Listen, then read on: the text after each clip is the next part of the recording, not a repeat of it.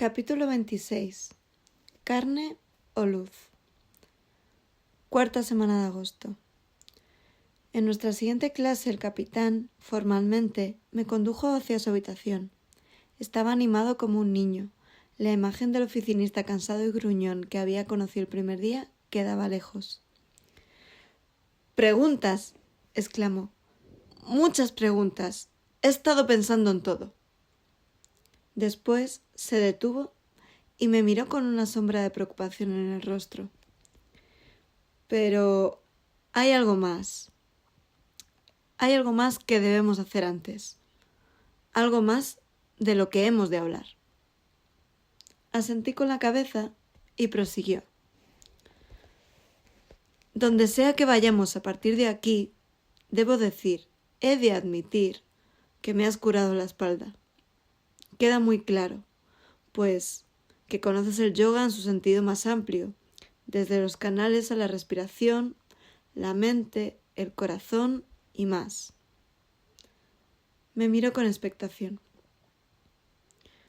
De modo que realmente sé, los dos sabemos, que el libro es tuyo y que no lo has robado, a pesar de lo que el sargento mantuvo todo el tiempo. Después hizo una pausa. ¿Que lo mantuvo todo el tiempo?, pregunté encarnando las cejas. El capitán jugueteó con la pluma sobre su escritorio un poco nervioso, hasta que, con una expresión intrigante en la cara, dijo: «Sí, el sargento... ¿No te has preguntado nunca por qué se encontraba haciendo un control en el puesto de guardia el día en que tú pasaste por ahí? Quiero decir, ¿has visto en alguna otra ocasión durante todo el tiempo que llevas aquí a él o al cabo salir al paso de quien cruza aquella verja?» De repente caí en la cuenta de lo que me estaba diciendo. No me lo había preguntado y debería haberlo hecho. Miré al capitán.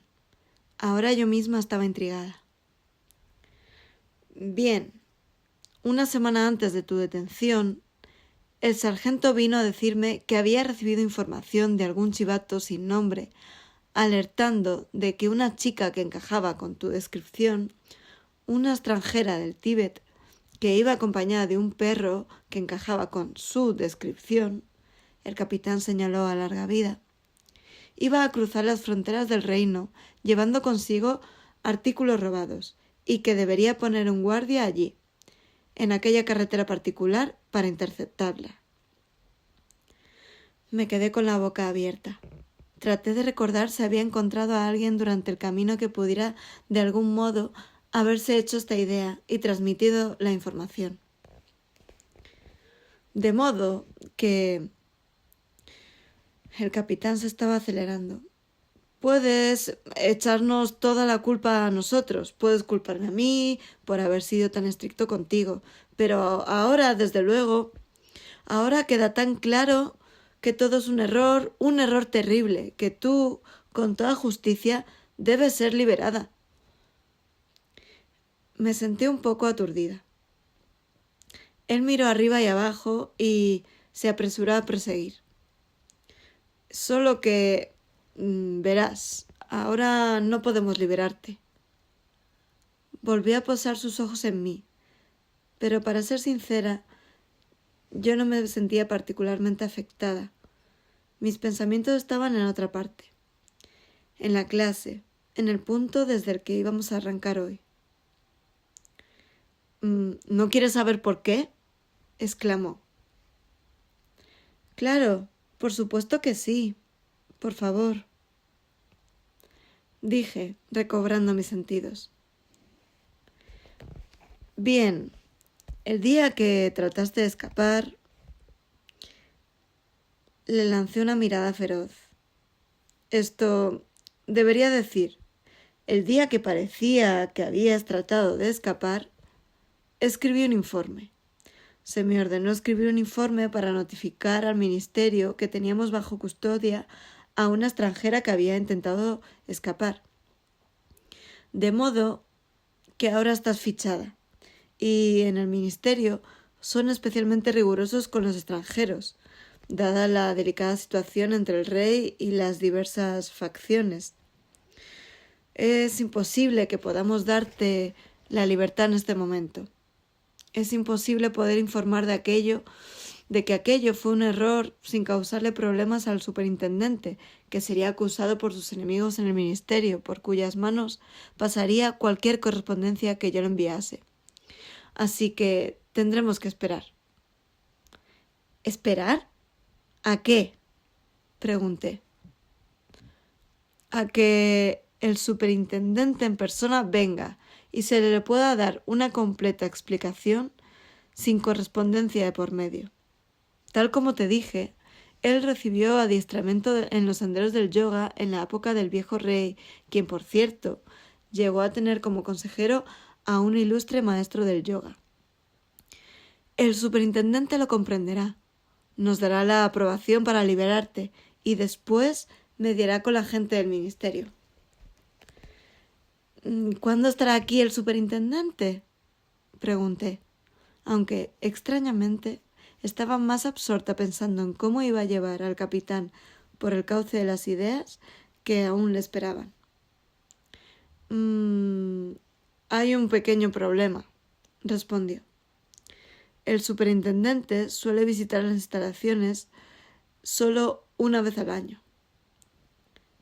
Las palabras «una vez al año» me hicieron reaccionar y de repente tuve la impresión de que debía prestarle atención a lo que decía el capitán. Aproximadamente, añadió el capitán, que dominaba la ambigüedad oficial de sus tiempos en la capital.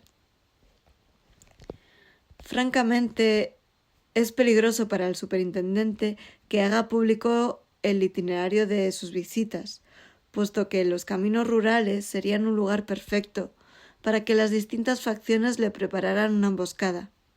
Él también es un líder muy estricto y dedicado, como lo fuera su amigo, el anterior rey. Pide informes regularmente a todas las escaramuzas que tienen lugar en nuestras fronteras, y le gusta visitarlas por sorpresa, para así poder comprobar cómo se trabaja en el día a día. ¿Todas las escaramuzas en la frontera? Pregunté. Y el capitán se sonrojó un poco. Después tomó asiento, señalando los informes apilados a su alrededor. Los del ministerio, no el superintendente, sino algunas personas que trabajan con él y que preferirían verle a él, a sus ideas y al joven rey fuera del gobierno. No permitirían la existencia de esta comisaría si no estuvieran convencidos de que estábamos resistiendo activamente las incursiones constantes del otro lado de la frontera. Y si esta comisaría dejara de existir, en pocas semanas las bandas de delincuentes volverían a atacar a la población, y todo el trabajo acometido hasta ahora para protegerles se perdería para siempre. De modo que, bueno, me invento las escaramuzas y después escribo informes. Así consigo mantener a salvo a la gente de esta ciudad, cosa que a las facciones ministeriales les trae sin cuidado. De repente me di cuenta de algo importante. El sendero que había seguido el capitán para realizar su sueño, el sendero que su tío le había mostrado, se volvió claro para mí. ¡Ah! Exclamé, cayendo en la cuenta. Ahora lo entiendo. El capitán me miró sorprendido.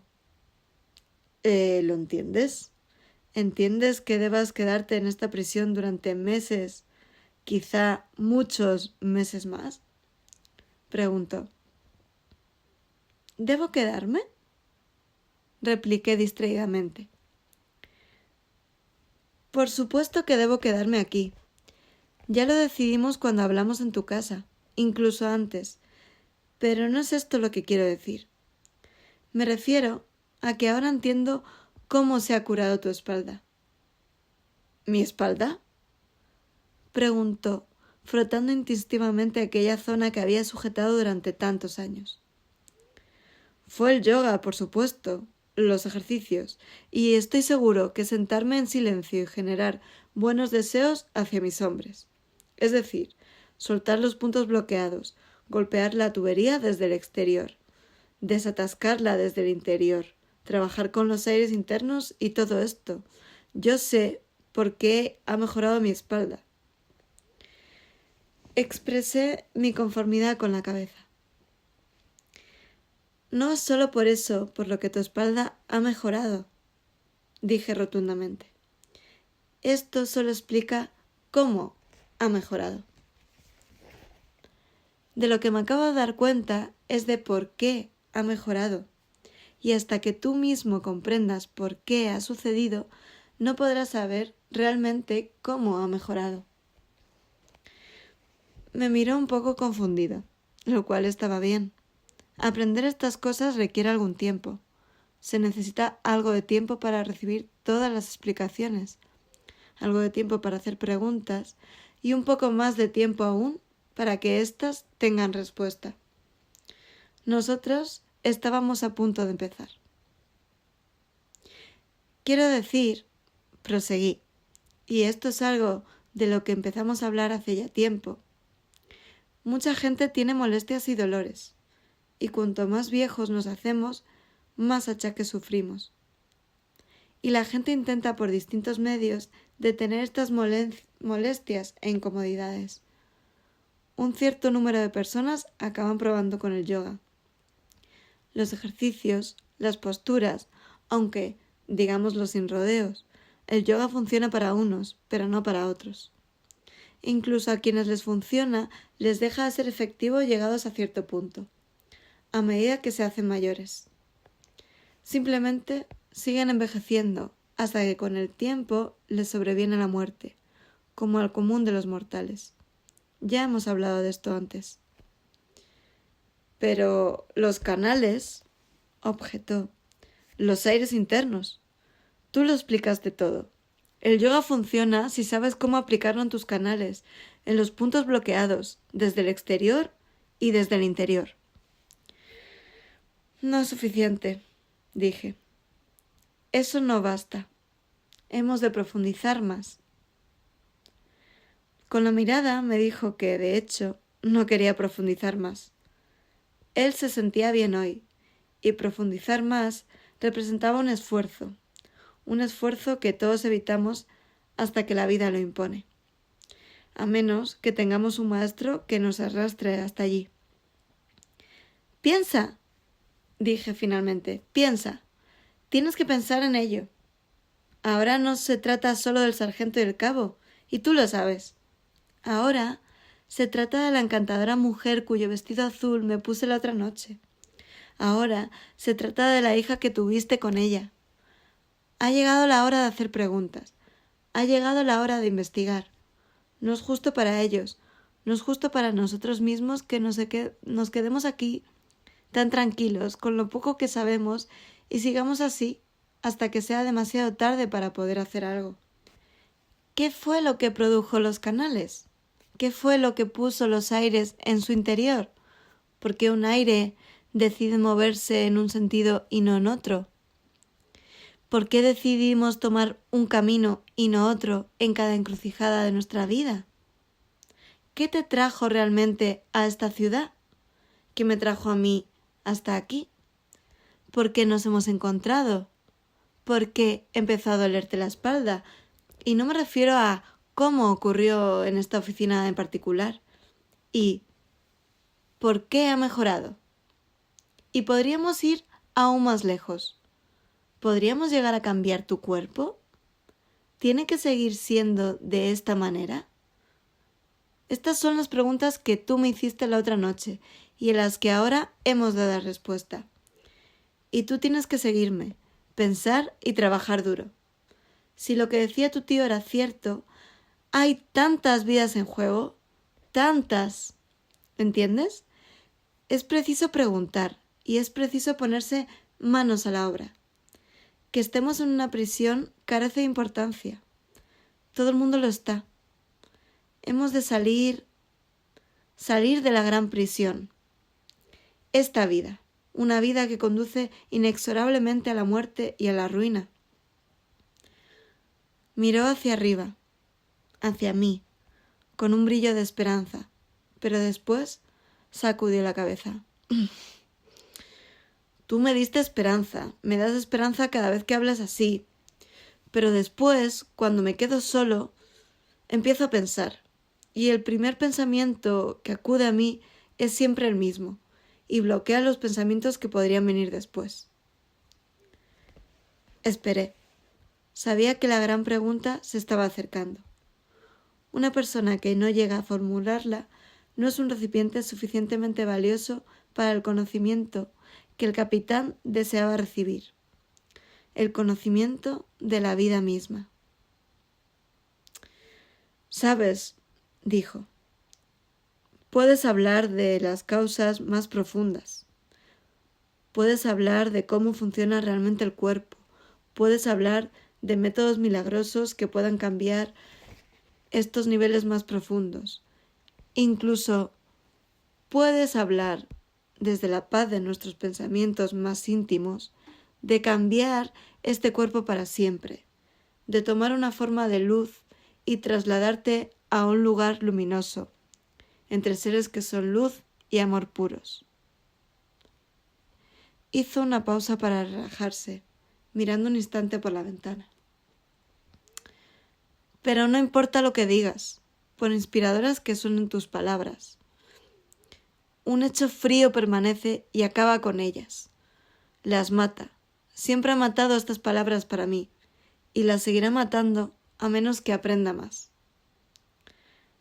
Lo que quiero decir», soltó finalmente, «es que, aparte de las historias, los mitos y los viejos cuentos que escuchamos una y otra vez, no es algo que puedas probar, no es algo que puedas llegar a ver. Nadie que podamos ver ha cambiado del modo que tú y mi tío afirmáis que podría suceder. Quiero decir, nadie que podamos ver ha usado los maravillosos métodos de los que habláis para transformarse en luz, para ir a ese lugar donde solo hay felicidad perfecta e infinita, y permanecer allí con los que ama, con los que ha amado». Apretó los labios, dibujando una fina línea que expresaba tristeza, y se me quedó mirando fijamente, como si me estuviera acusando. Y esta es la primera pregunta. Debería serlo. Yo ya le había enseñado la respuesta. Él ya la conocía, pero era demasiado inmensa para retenerla en la mente tanto tiempo. Según dice el maestro, empecé. Debemos, cito, permanecer en ese puro pensamiento y nunca olvidarlo, la más primordial e importante de las cosas. Las cosas están vacías de ser lo que son por sí mismas. Sacudió la cabeza con fuerza, con convicción. Casi lo vio. Él no entendía, y aquello le estaba matando. Cogí la pluma de su escritorio y la levanté, mi brillante espada dorada. ¿Es una pluma o algo para mascar?, le pregunté. Volvió a sacudir la cabeza violentamente. «Ayúdame». Me acerqué y con energía le di un golpe en el pecho con la palma de mi mano. ¿Es un trozo de carne que ha nacido para morir o es luz pura llena de amor?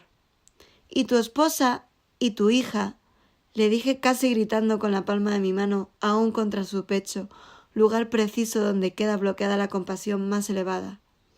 ¿Han muerto y desaparecido para siempre o siguen a tu lado, esperando que las veas, esperando a que aprendas a verlas, a estar con ellas, a ser ellas? Moví la mano hacia el escritorio y levanté la pluma. ¿Es una pluma o algo para comer? ¡Responde!, grité. ¡Una pluma!, vociferó como respuesta, casi al límite. ¡Una pluma! ¡No! Grité a mi vez. No es una pluma. Nunca ha sido una pluma. Nunca lo será. Ninguna vaca ha visto esta pluma como tal. Y así... Esperé a que él continuara. Entonces las vacas dirían, según las vacas, no hay pluma, concluyó todavía pensativo. La mente lo convierte en una pluma. No es una pluma por sí misma. Está vacía de ser eso en sí mismo. Y después bajó la vista hasta su propio pecho, allí donde mi mano le había despertado. Y este cuerpo, mi cuerpo, esta carne, dijo con las manos sobre el pecho, con una mirada maravillada que iba encreciendo. Solo es carne, porque mi mente me hace verlo como tal. Luego levantó la barbilla y sus ojos se fundieron en los míos. Pero, ¿cómo? ¿Cómo cambiarlo? Suspiró. Yo asentí viendo que él comprendía y le dije, eso es lo que tengo que enseñarte ahora.